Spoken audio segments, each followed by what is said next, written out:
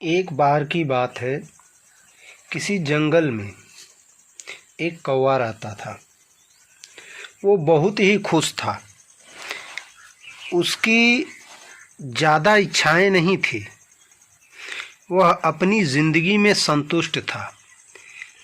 लेकिन एक बार उसने जंगल में किसी हंस को देख लिया और उसे देखते ही सोचने लगा, ऐसा प्राणी तो मैंने पहले कभी नहीं देखा। इतना साफ और सफ़ेद।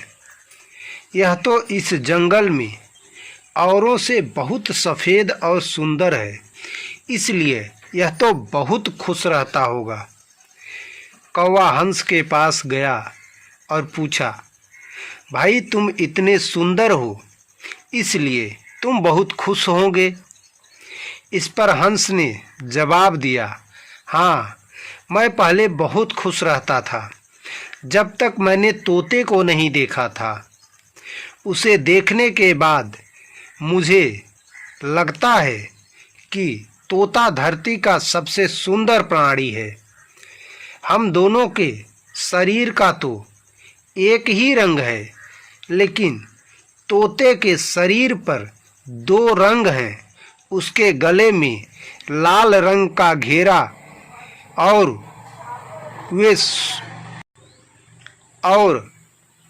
वो सुर्ख हरे रंग का था।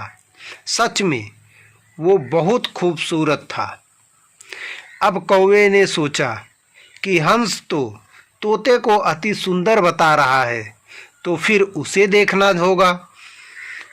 कौवा तोते के पास गया और पूछा, भाई तुम दो रंग पाकर बड़े खुश होंगे।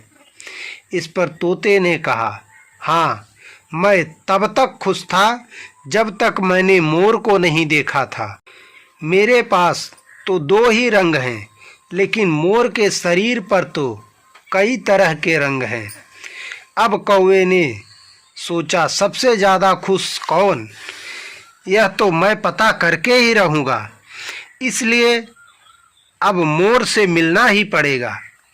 कौवे ने मोर को जंगल में ढूंढा, लेकिन उसे पूरे जंगल में एक भी मोर नहीं मिला। और मोर को ढूंढते ढूंढते वह चिड़ियाघर में जा पहुंच गया। तो देखा, मोर को देखने बहुत से लोग आए हुए हैं और उसके आसपास अच्छी खासी भीड़ है।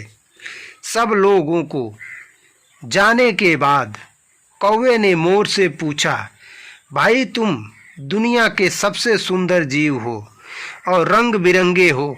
तुम्हारे साथ लोग फोटो खिंचवा रहे थे, तुम्हें तो बहुत अच्छा लगता होगा और तुम तो दुनिया के सबसे खुश जीव हो। इस पर मोर ने दुखी होते हुए कहा, भाई अगर सुंदर हूँ तो क्या फर्क पड़ता है? मुझे लोग इस चिड़ियाघर में कैद करके रखते हैं, लेकिन तुम्हें तो कोई चिड़ियाघर में कैद करके नहीं रखता और तुम जहाँ चाहो अपनी मर्जी से घूम फिर सकते हो।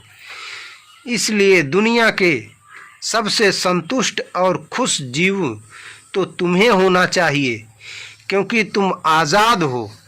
कौवा हैरान रह गया, क्योंकि उसने जीवन की अहमियत कोई दूसरा बता दिया।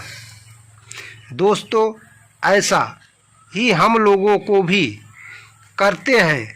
हम अपनी खुशियों और गुणों की तुलना दूसरों से करते हैं, ऐसे लोगों से जिनका रहन सहन का माहौल हमसे बिल्कुल अलग होता है।